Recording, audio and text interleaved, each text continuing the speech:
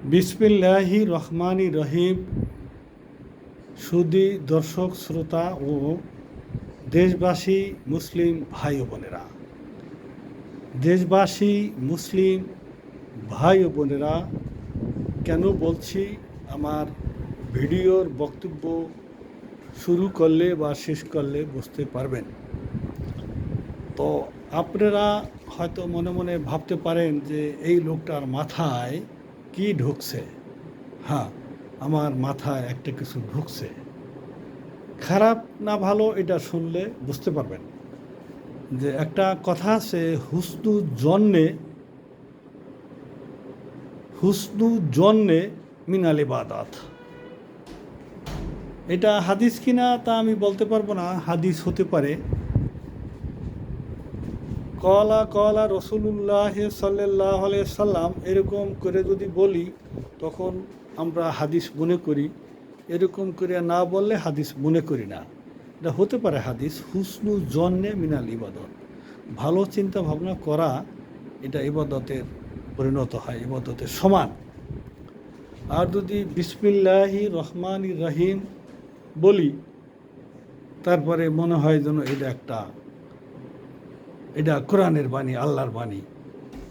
বিষয়টা তা না। আল্লাহর বাণী পড়ার সময়ও অনেক সময় আমরা বিসমিল্লাহ না বলেই শুরু করি। এটা গুনাহ নয়, তার কারণ প্রত্যেক মোমেন মুসলমানের অন্তরের ভিতরে বিসমিল্লাহ নিহিত আছে। তো এখন বিসমিল্লাহ বলে যদি আমি আজে বাজে শব্দও বলি তা সেটা কি কোরআন হবে? না। বিসমিল্লাহ বলা না বলা, কলা কলা রসুল্লাহ বলা না বলা না, মূল বিষয়টা বুঝতে হবে এটা হাদিস কিনা।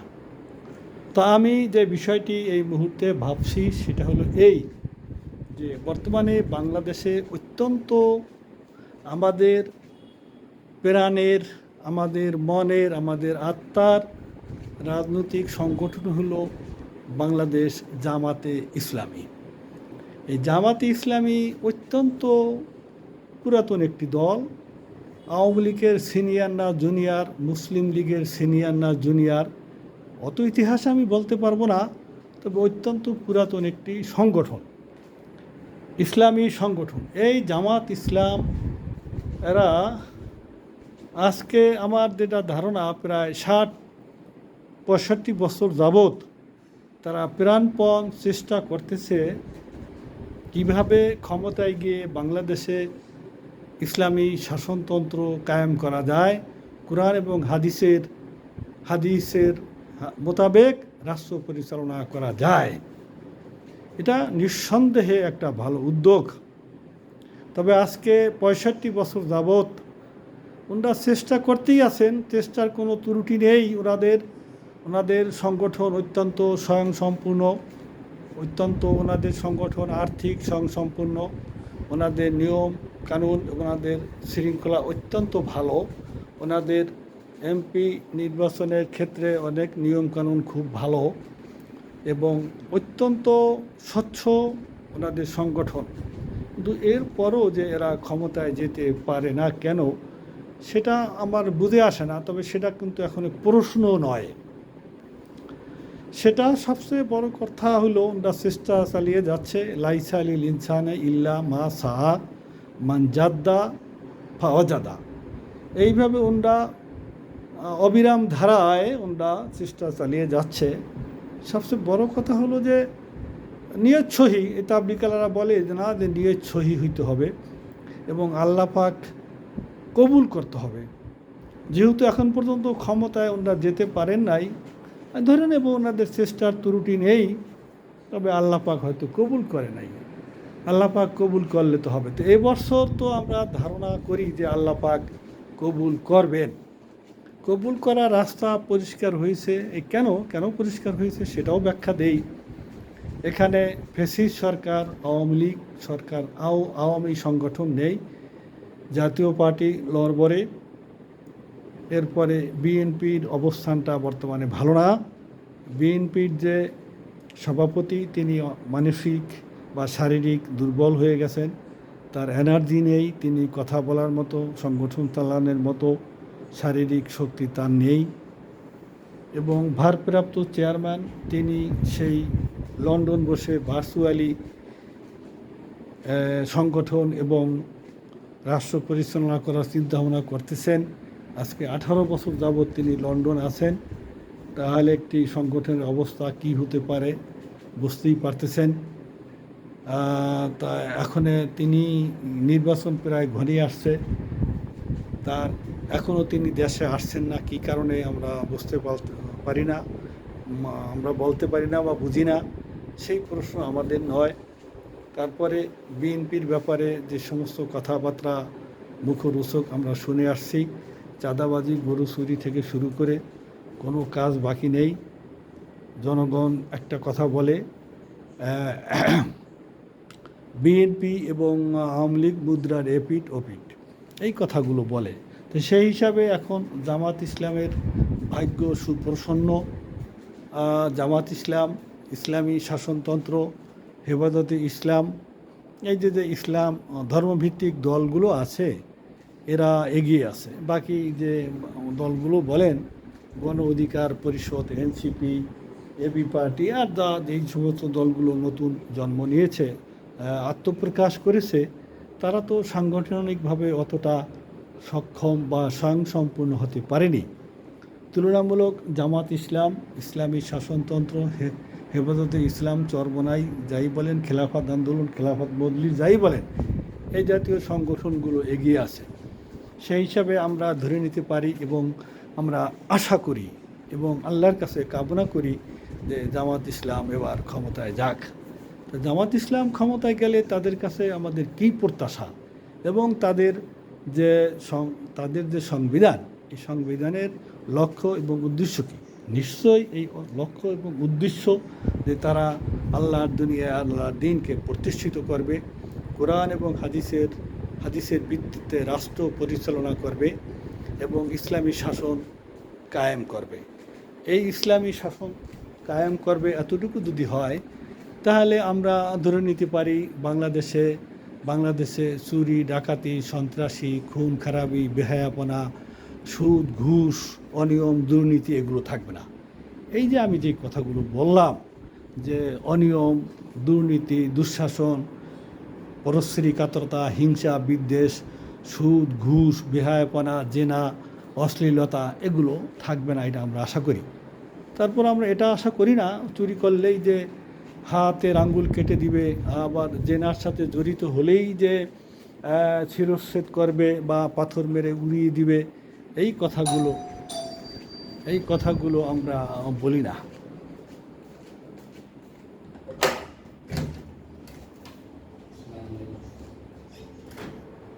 এই যে সার্ভিস নিতে আসছে, দিলে দাও, না দিলে না দাও। এখন আমি কাজ করতেছি, আমার পক্ষে ওখানে দাঁড়াও, আমি অন্য কাজ করতেছি। একটার ভিতরে আমি অন্য কথা বলে ফেলাম। তোমাদেরকে আজকে 6 দিন যাবৎ বলতেছি তোমরা আসো না, তোমাদেরকে মুখের মধ্যে তুলিয়ে দেবো। আর ওই একটা বান্দর রাখছো, ওই বান্দরে তো দাঁত খুলতে বলছি, আর বান্দরে কথা বলে না। ওইটা দিয়ে দাও, ওখানে 4000 প্লাস 250 এইভাবে লিখে দাও। আচ্ছা, তাহলে আমরা যেটা বলতে চাচ্ছি সেটা হলে এই, এখন আমরা কমপক্ষে এতটুকু আমরা আশা করতে পারি যে বাংলাদেশ জামাতে ইসলামী যদি ক্ষমতায় আসে, তাহলে অন্তত এই দেশে মানুষগুলো টাইমলি নামাজ পড়বে, আর অন্তত সন্ত্রাসী কার্যকলাপ বা বড় ধরনের সুদ, ঘুষ এতটুকু হবে না। এবং কমপক্ষে এতটুকু আশা করতে পারি, বাংলাদেশের নারীরা পর্দা প্রসিত মতো চলবে। তো এতটুকু তো আমরা আশা করতেই পারি। সুদ, ঘুষ চলবে না, বেহায়াপনা চলবে না, চুরি, ডাকাতি, মারামারি, হানাহানি, সন্ত্রাসী কার্যকলাপ, চাঁদাবাজি হবে না, এবং নারীরা পর্দা প্রসিতার মতো চলবে, মুসলমানরা নামাজ পড়বে, যার যার ধর্ম সে পালন করবে। এতটুকু তো আমরা আশা করতেই পারি। এখন এই আশা করতে গিয়ে যদি আমরা বলি যে নারীকে পর্দা নিষিদ্ধ,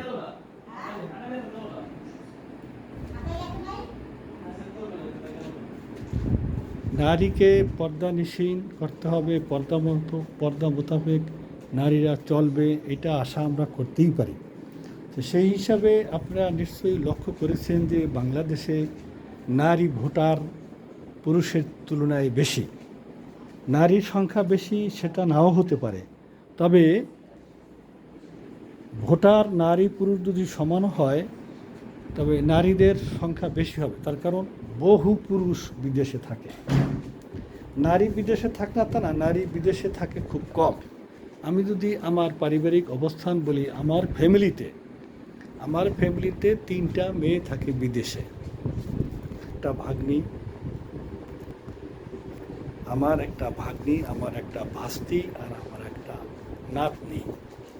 আর পুরুষের কথা যদি বলি তাহলে কমপক্ষে 1.5 ডজন পুরুষ।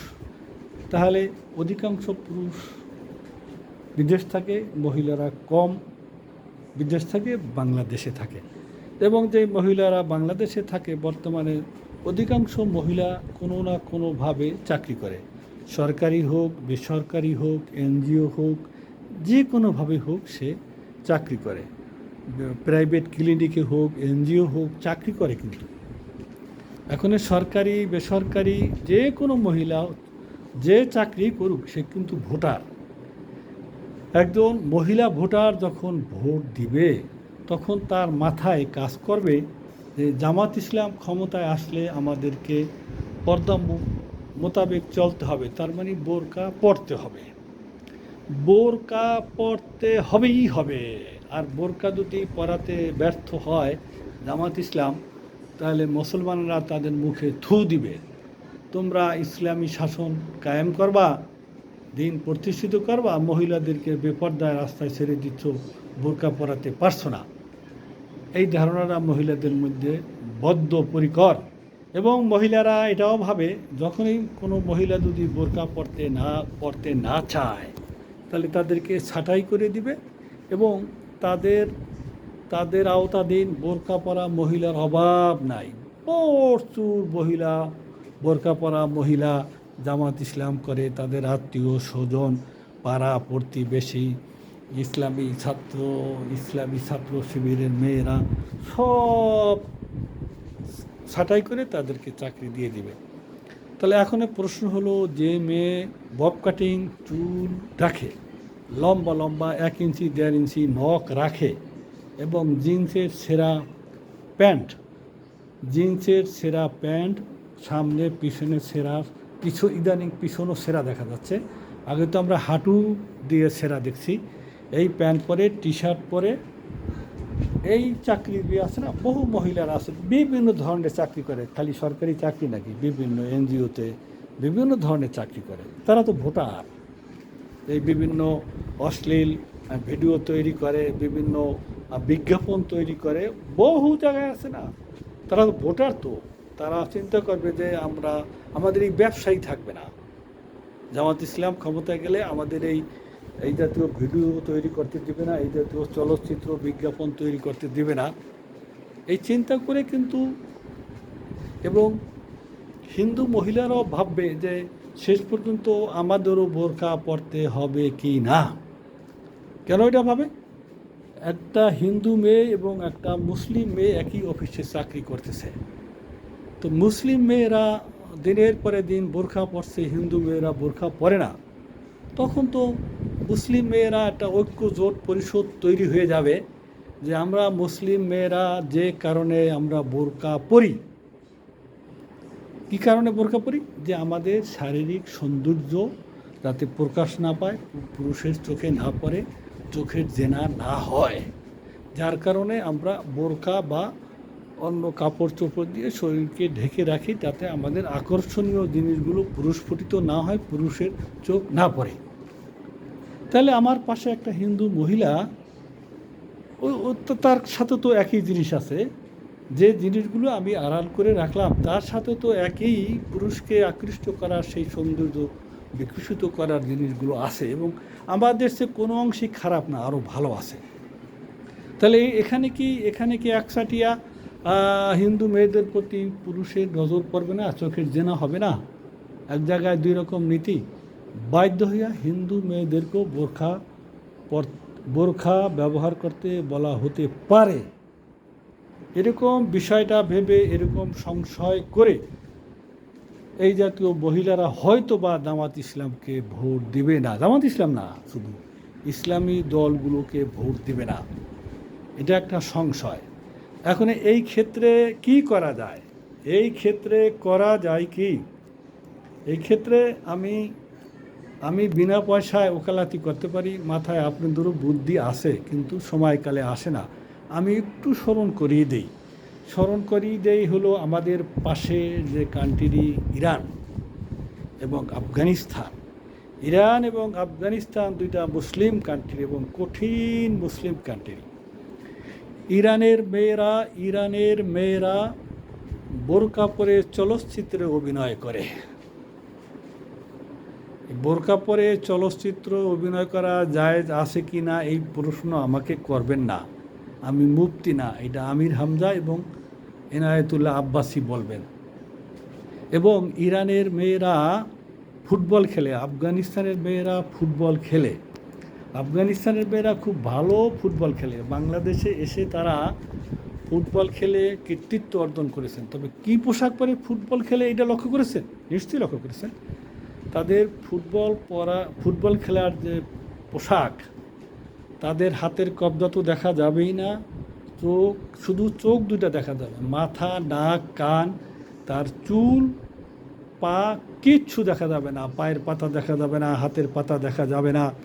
এটা তো আমি মিথ্যা বলে নাই, আপনারা ভিডিও ফুটেজ দেখেন ইরানি মেয়েরা। এখন কথা হলো এটা জায়েজ কি জায়েজ নাই আমি সেটা বলছি না। আপনি যদি মিডল ইস্টের আবুধাবি, দুবাই, আরব আমিরাত এই জাতীয় মুসলিম কান্ট্রিগুলো কালচারাল ফাংশন যদি আপনি কখনো ভিডিও ফুটেজ দেখে থাকেন, সেখানে দেখবেন যে দুবাইয়ের মেয়েরা নৃত্য করে, ড্যান্স দেয়। সেই দুবাইয়ের মেয়েদের ড্যান্সের যে পোশাক যদি আপনি দেখেন, তাহলে সেখানেও তাদের চোখ ছাড়া কিছু দেখা যায় না। তাদের যে পোশাক, সাদা ধবধবে সব পোশাক, একেবারে কুচি দেওয়া, ওই কী বলবো, আমি আর বেশি বলবো না, বেশি বলতে গেলে তো আবার সেই আমির হামজার মতো, রাশমিকা মতো ওরকম হয়ে যাব আমি। সরি, আমাকে এরকম মনে করবেন না। আমি বলতে চাচ্ছি তারা অত্যন্ত মার্জিত ভালো পোশাকে ড্যান্স বা নৃত্য পরিবেশন করে, এবং তারা কিন্তু গিটার মিটার ওই হাবি জাবি বাজায় না। আরবিয়ান কান্ট্রিতে, মিডল ইস্টের কান্ট্রিগুলোতে যদি আপনি সাংস্কৃতিক অনুষ্ঠান দেখেন, সেখানে যে ছেলেরা আছে, ছেলেদের পোশাকও কিন্তু সুন্নতি, একদম মাথা থেকে পা পর্যন্ত সুন্নতি পোশাক, এবং তারা লাঠি হাতি করে কীভাবে যেন একটা ড্যান্স দেয়। তারা সাংস্কৃতিক চর্চা করে, তার ভিতরে কিন্তু সুন্নতি পোশাককে ধারণ করে। আচ্ছা, এরপরে তাদের যে বাদ্য, এটা গিটার নয়, আপনি খেয়াল করেছেন যে এক ধরনের ঢোলের মতো ছোট, বেশি একটা বড় না, এক সাইড খোলা, হাত দিয়ে বাজায়, ওই বাদ্যর তালে তালে তারা নৃত্য পরিবেশন করে। তো এখন এক সাইড খোলা এইটা জায়েজ আছে কি আছে না সেই ফতোয়া তো আমি দেব না, আমি মুফতি না। আমি আপনাদেরকে বললাম এই ফতোয়া দিবে আব্বাসী আর আমির হামজা, এটা আমি দেব না। তবে আমি আপনাদেরকে বলতে চাচ্ছি যে এই যে মুসলিম কান্ট্রিগুলোর কথা বললাম, তারাও কিন্তু শালীনভাবেই তাদের যে সংস্কৃতি, তাদের কালচার, তাদের যে সাংস্কৃতিক অনুষ্ঠান, তা এখন আপনি বলতে পারেন যে এই যদি সুন্নতি পোশাক পরে অন ইসলামিক কালচার চর্চা করি, এটা কি জায়েজ হবে? আমি সেই মশলাও দেব না। এখন যদি আপনি আমাকে প্রশ্ন করেন যে বিসমিল্লাহ বইলা টুপি মাথায় দিয়া বিসমিল্লাহ বইলা যদি আমি শরাব পান করি, তো এটা কি জায়েজ হবে? না। উদাহরণটা ঠিক আছে, উদাহরণ তো আমি আপনাকে স্মরণ করিয়ে দিলাম। এই বিষয়গুলো আমি ক্লিয়ার করতে পারবো না। এদেশের ওলামা সমাজ আছে, মাশায়েখ আছে, তাদের সাথে আলাপ করবেন। তবে জামাত ইসলামের যে ভোট পরিণাম কি দাঁড়াবে, কি দাঁড়াতে পারে, আমি একটা সম্ভাব্য ধারণা দিয়েছি। আশা করি সকলের মধ্যে শুভ বুদ্ধির উদয় হোক। আসসালামু আলাইকুম ও রহমতুল্লাহি ও বারাকাতুহু।